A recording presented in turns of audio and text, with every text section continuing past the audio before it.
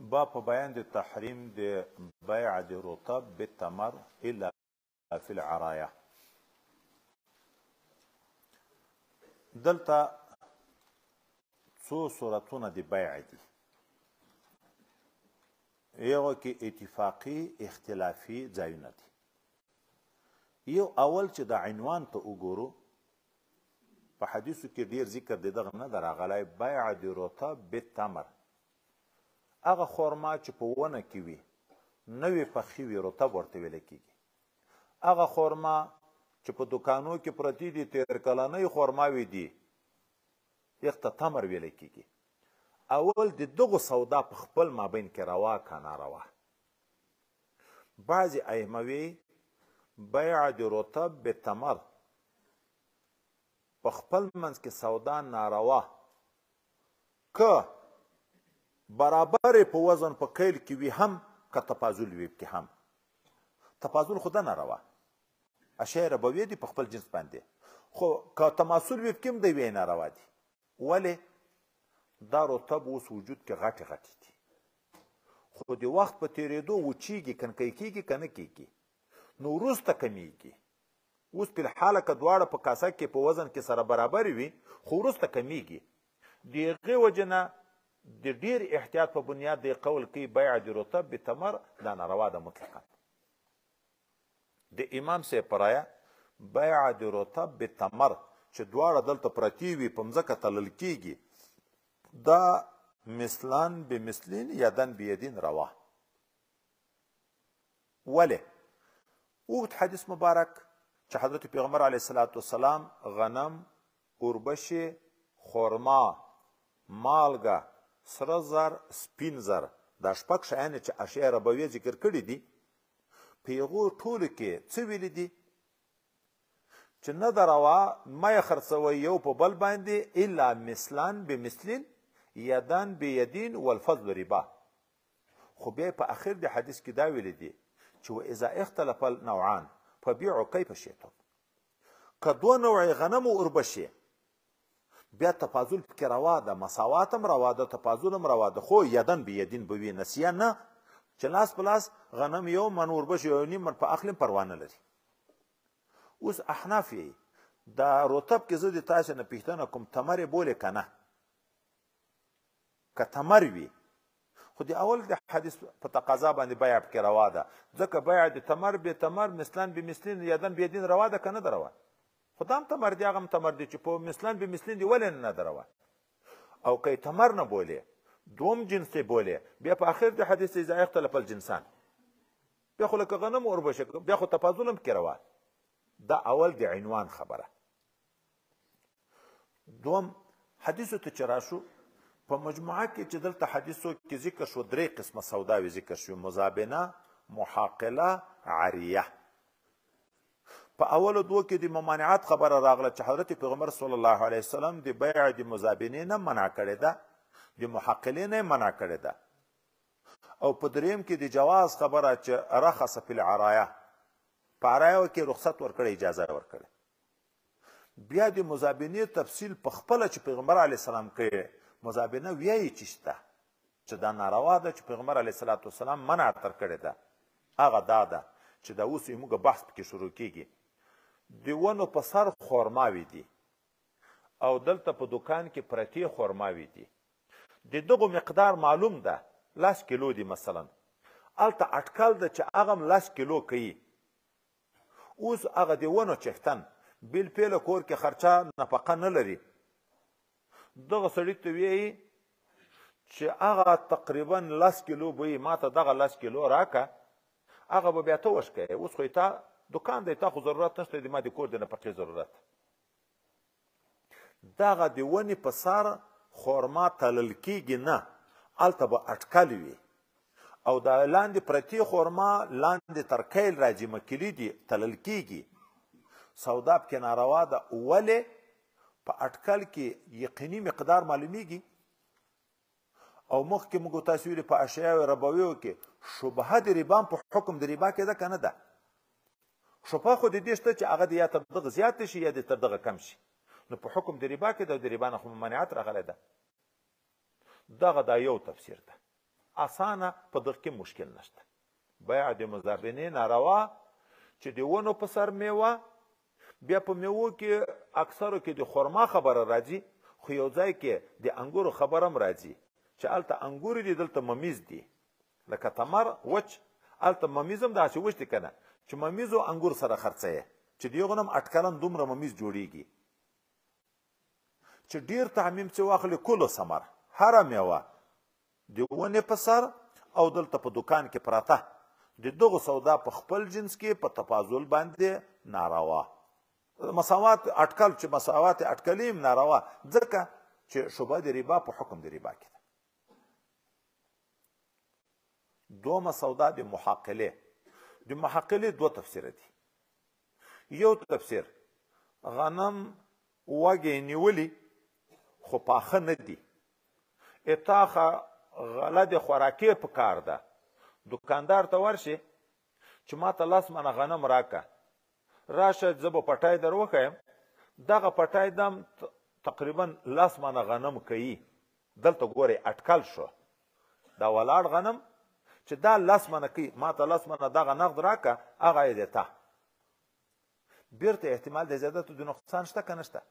نو دا سودا هم ناروا. په دغه تفسیر بیا د مزابنې او د محاقلې فرق نشته، خو صرف هغه میوه ده دغه غنم دي یا وربشې دي.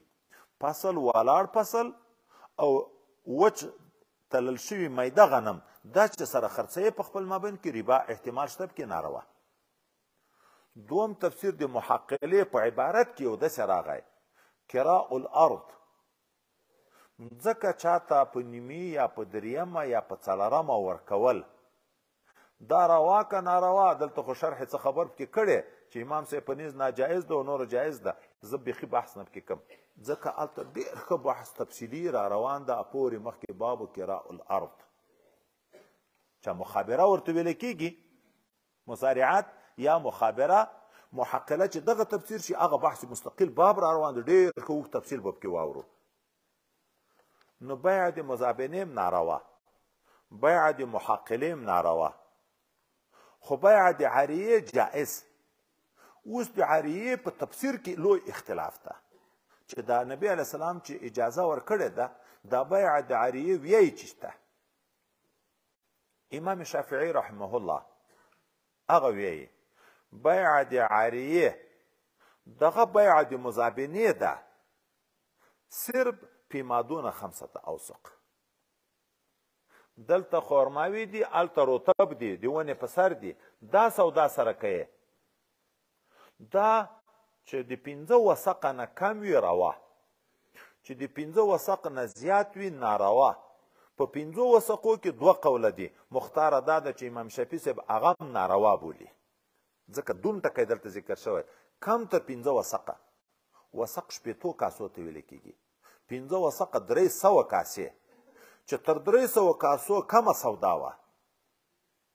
200 کاسې خورماوي دلته پرتې دي، هلته اټکلن 200 کاسې خورماوي دي، دی وی دا سودا سره روا. عین بیع د مزابنې بولي، صرف مقدار کې خبره کوي چې تر 5 اوسق کم وي سودا زیاتې پکې روا. دا د امام شافعي صاحب مسلک او هغه په ظاهر د حدیثو چې دلته د عاریې خبره هلته په هغه مخکې بیا روان دي رخص فی بیع العرایا بخرسها فيما دون 5 اوسق، کم تر 5 وسقه. نو شریعت اجازه ورکړې ده، دا دی وی چې روا ده. امام احمد صاحب هغه تفسیر د بیع د عاریې دا کوي، زه یو مسکین ته د خپل باغ 10 ونې دغسې ورکم، 100 ونې پکې ولاړې دي، دا 10مه حصه یې زه دته هبه ورکم چې د دغه ونې ذاتن ونې نه د ونې میوه ورکم، چې د دغه 10 ونو میوه یې د ته. اوس هغه فقیر، هغه مسکین، هغه محتاج بالفعل خوراکي ته ضرورت لري، هغه دغه د 10 ونو میوه په بل چا په واهب نه چا هبه کړې. فرق په دغه ځای کې ده، په واهب نه، په غیر واهب، په بل چا خرڅ کړي چې ته ماته اوس بالفعل د کور خرچه نفقه نه لرم، 10 کاسې خورماوي راکړه، د ما هغه د ونې د 10 کاسې خورماوي کوي، هغه بیا د ته. امام احمد صاحب دغه نبی علیه السلام اجازه کړې د ضرورت لپاره فقیر محتاج ده د کور نفقه نه لري بل په ده شفقت وکړو خو هغه ونې ټولې له بالفعل د خوراک دي نه غوره شوي دي نیم پخته شوي دي د خوراک دي نه نو دا یې خرڅ کړي په یو چا باندې چې دغه لسو ونو میوه چې اټکلن 10 کاسې کېږي مثلا ما ته 10 کاسې خرماوې راکړه تمر هغه 10 کاسې اټکلي رطبې دي ته دی وی چې دا جایز دا د امام احمد صاحب تفسیر امام مالک صاحب وایي چې بیع د عاریه دغته ویل کېږي چې یو واهب فقیر ته څو ونې هبه کړي او موږ تاسې وطنو کې وګورو دا میوه چې په پختن راځي خلک کور کډه نیمه وربار کې په باغ کې واړوي د حفاظت لپاره اوس د مسکین ته یو څو ونې ور معلومه کړه چې دغه کتار ونې دی ته هلته یې کډه ده په باغ کې مسکینو زمن ذاتي باغ ته راوړي دی تر تنګ شو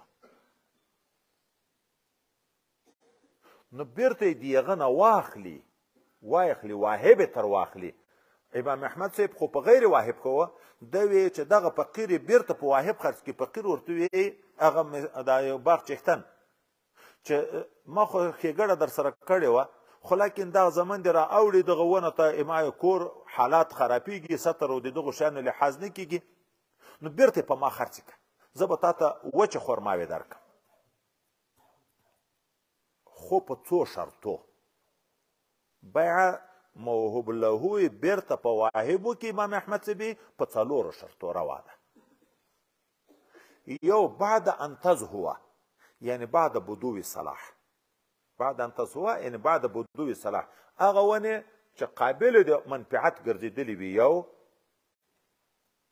دوم وی به په مادونه 5 اوسق چې تر 5 وسقه بم کمی وي دریم زه چې واهب یم چې دته مې ونې ورکړې وې اوس چې زه بیرته تر اخلم په 10 کاسو خرماو باندې دا خرماوې به اوس دستي نه ورکوم یوم الجزاز چې کله په کومه ورځ زه هغه د تا د ونو نه میوه راښکوم په هغه ورځ به زه تا ته وچه خرما درکوم اوس نور ذاتي باغ ته مه راځه یوم الجزاز به یې وي چې نصیب پکې رانه شي درې څلورم شرط ده چې دغه وچې خرماوې او هغه د باغ د سر خرماوې وي به د یوې نوعې نه د خرماوې کې ډېر اقسام دي هره میوه مختلف قسمونه لري چې وي به هم د یوې نوعې نه نو په دغو 4 شرطو دی وی چې بیع د عاریه جائز ده واهب ونې ورکړي موهوب له ته بیا تر تنګ شو نو بیرته تر اخلي بعد بدو صلاح وي کم تر 5 اوسق وي او تسلیم یې په هغه ورځ باندې وي چې کله اغش کوي وی دواړه د یوې نوعې نه څلورم تفسیر امام صاحب یې بیع د عاریه دغه بیعه ده چې امام مالک صاحب ویلې څه معنا موهوب له نه بیرته واهب واخلي خو امام صاحب دا ویي چې دا صورتن بیعه ده په حقیقتا کې تبادل د هبې ده بیعه نه ده نو لهذا هغه شرایط چې امام مالک صاحب ویلي دي هغه شرطونه نشته ما د 10 ونو خرما دته هبه کړې